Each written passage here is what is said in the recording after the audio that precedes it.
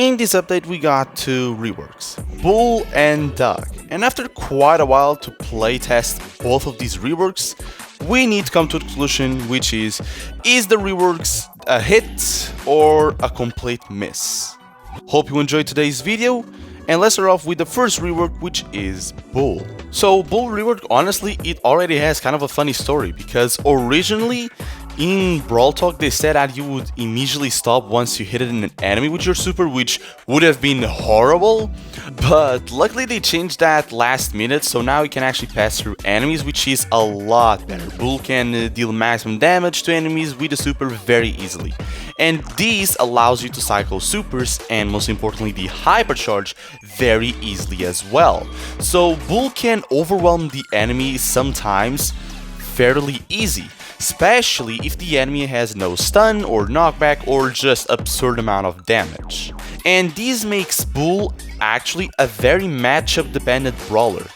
If the enemy doesn't pick any brawler with knockback or any of the things that I mentioned previously, Bull can absolutely destroy the enemy team, even more if you aim your supers very well. And the best thing is, if someone tries to approach you, you can just simply auto-aim the super and just destroy them, because Bull deals 4400 damage up close.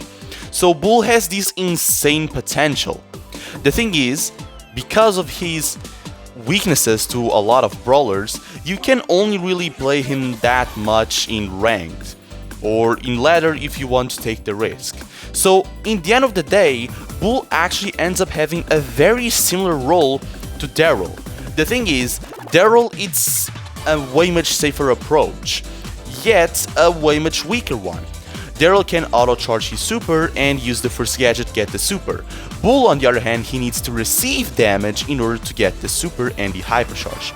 Yet, on the other hand, Bull can cycle supers way much better and the hypercharge is way much stronger and way much more cyclable, while Daryl, you always need to wait at least a little bit even if you get a good kill. So, in the end of the day, it all comes out to if you play well Bull enough and if you can have the best matchup. So I actually think that Bull rework, it is perfect. Bull is usable nearly everywhere. He has his weaknesses, yet he also has his strengths. And I think that those balance each other very well, so I dare to say this was a perfect rework. I don't see many flaws with the rework, and I am just very happy because I now play Bull quite a lot, especially as a last pick in ranked, and trust me, those Bull last picks can be truly insane. Now, on the other hand, we have Doug's rework. And to be honest, I really thought that Doug would become really strong in this update. And to be fair, he still does not have the hypercharge, and for this analysis I am really not considering it, because it wasn't part of his kit when the rework actually came, which it's not the case with Bull. So I won't consider the hypercharge, but I'll talk about it a little bit later. So the rework itself is that Doug now has the healer trait, his super is now insanely guided, and his first store power, now when he revives an ally he gains 100% of the HP. Now this is not, it seems really good on paper, but in 90% of the cases it's like you only have one buff, which is you now have the healer trait. And even there, it's not that good actually, because when you think of the heal traits, you immediately think of Barry, and Barry cycles the hell out of his hypercharge and super with the heals. But Doug is a completely different case. Barry is a thrower, he has range, his heal stays on the floor for a while, and his super, it's also heal, and that also charges his super, so his heal cycles and recycles the super, which is really strong. Doug, on the other hand, does not have most of that. His heal is instantaneous, it is not that much, even though it can be a lot very fast, but over the time, it's really hard to actually manage that heal.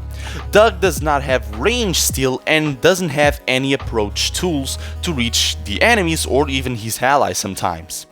So it can be really tough, still to get the super, because you need to use so much ammo to actually get your super from healing the allies.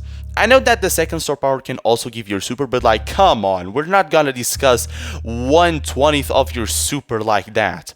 Because if you want to go that route, we can also discuss that the first star power can recharge your entire super. And how good is that? It's amazing. But how many times can you actually pull that off? Well, if you're lucky, once a game. Like, it's not that good. Doug is not a healer still, because he does not heal. He can heal fast, but he lacks the heal over time aspect that Barry has, for example.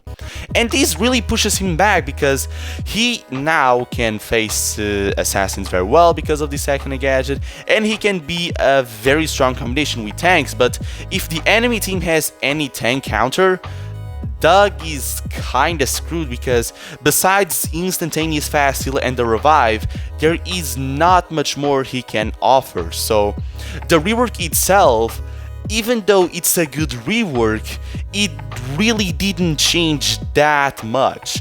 I think that Doug is honestly still around a C tier brawler. There is not that many use cases for him that another healer cannot do, like Barry, Byron, or Poco. So it's pretty sad, but the rework itself, I really don't think it changed that much.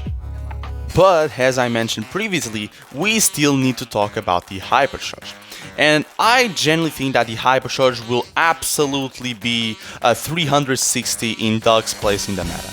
Because from what we know, the hypercharge charges into supers, and Doug, even though he still cannot cycle the supers very fast, he can at least get them. And considering that a hypercharge only costs 2 supers, that is not a lot for a hypercharge.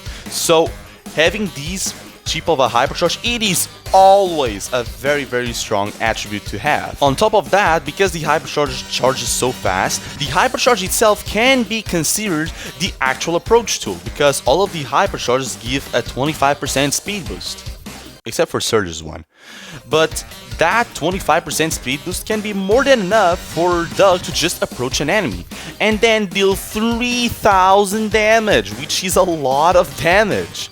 So that combined with the fact that your super is now guided, and the bonus attack of the hot dog, which would also deal 3000 damage and heal the ally for 1200 HP, and these only costing 2 supers, it is a lot.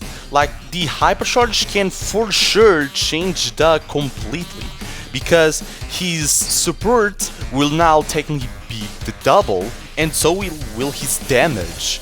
So he will do a lot of damage, and I generally think that with the hypercharge, and especially how fast he will get it, I generally think that Doug can become a very broken brawler.